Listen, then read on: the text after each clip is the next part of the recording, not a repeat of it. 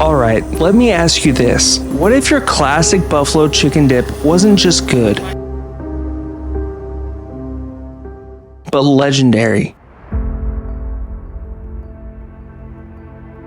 This recipe has been my go-to for every game day, and let me tell you, it's the reason I'm always hosting. We're talking crispy chicken skin, homemade buffalo sauce, and all the flavor you didn't know you needed. But here's the kicker. We've got a secret ingredient that takes this dip to the next level. Plus, we're adding gorgonzola to perfectly balance out that heat from the buffalo sauce. Let's take your dip game to a whole new level. In this video, I'm sharing all my secrets. We're starting with farm fresh chicken thighs for the best flavor, creamy cheeses for that perfect texture, and just the right touch of heat and tang in a scratch-made buffalo sauce. This isn't just a dip, it's the star of the party. Honestly, this is why my friends always find an excuse to come over on game day. They know this dip will be waiting. We're cooking bone-in, skin-on chicken thighs for that irresistible crispy skin, making a buffalo sauce from scratch with real butter, and pulling it all together with the creamiest, most flavorful dip you've ever tasted. Trust me, it's worth sticking around to the end of this video. So let's dip into it.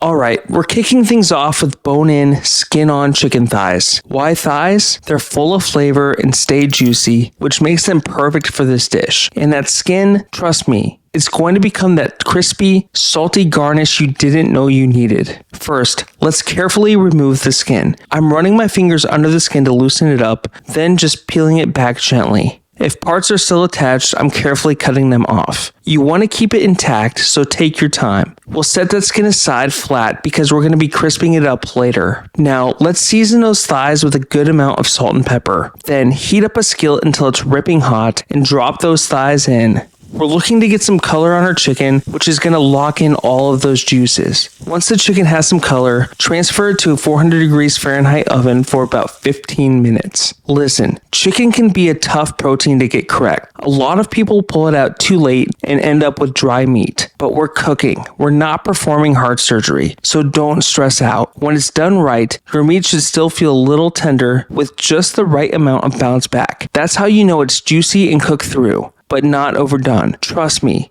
dry chicken is never the goal. And here's the trick. Once they're out, let them rest. This is crucial if you want to keep the chicken juicy when you shred it. Let that rest time work its magic. Alright, let's talk about that crispy chicken skin we've been dreaming of. Remember that skin we set aside earlier? It's time to make it absolutely irresistible. First, preheat your oven to 375 degrees Fahrenheit, and while that's heating up, lay the skin on a parchment-lined baking sheet. We're giving it a little love with smoked paprika, garlic powder, and some salt. Trust me, these spices are going to turn the skin into a crispy, flavorful treat. Now here's a pro tip.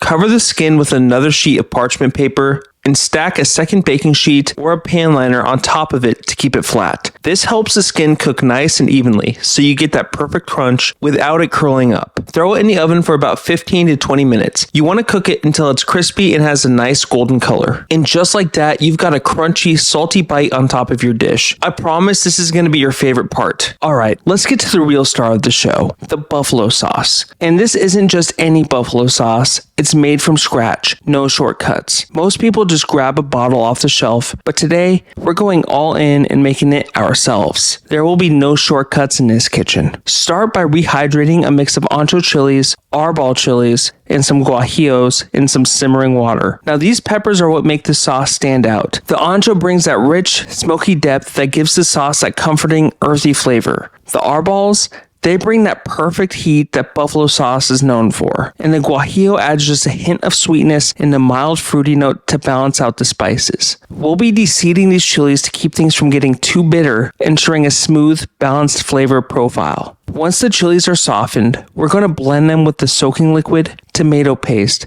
apple cider vinegar, smoked paprika, garlic powder, onion powder, cayenne, and chili powder. Don't worry if it's a little too thick. Just add a bit of water to get it to that classic buffalo sauce consistency. Pour the mixture back into the saucepan. And here's where the magic happens. Add some butter to whisk it until it's nice and smooth. The butter helps lighten the color and brings everything together to get that rich and velvety texture. Season it with salt and pepper to taste, then let it simmer for a couple of minutes to get get all those flavors to come together. Trust me, this is the next level buffalo sauce. It's smoky, spicy, tangy, and just all around amazing. For my pro tip, reserve some of the sauce for wings or subs. This is a great addition to other game day dishes, so don't let it go to waste. Heck, this sauce is so tasty, you may be tempted to drink it as it is. Just kidding. Alright, the chicken's had a little time to cool down, just enough so that we can handle it, but it's still nice and juicy. Now it's time to pull it apart. And honestly, it's so tempting just to eat it right now, but we've got a dip to finish, so let's stay disciplined. Go ahead and grab the chicken and start pulling it apart with your hands. You can really feel how juicy and tender it is as you shred it. Don't rush this part. This is going to be the heart of our dip, so we need nice, juicy pieces of chicken, not overcooked bits. And I know it's hard not to snack on it as you go. This chicken is full of flavor and perfectly cooked. But remember, we need it for the dip. So let's keep that self-discipline going. Just imagine how awesome it's going to be once it's mixed in with that buffalo sauce. Alright, now that we've shredded our chicken, got that crispy skin ready, and perfected the buffalo sauce, it's time to bring it all together. First, in a mixing bowl, combine softened cream cheese, sour cream, mayonnaise,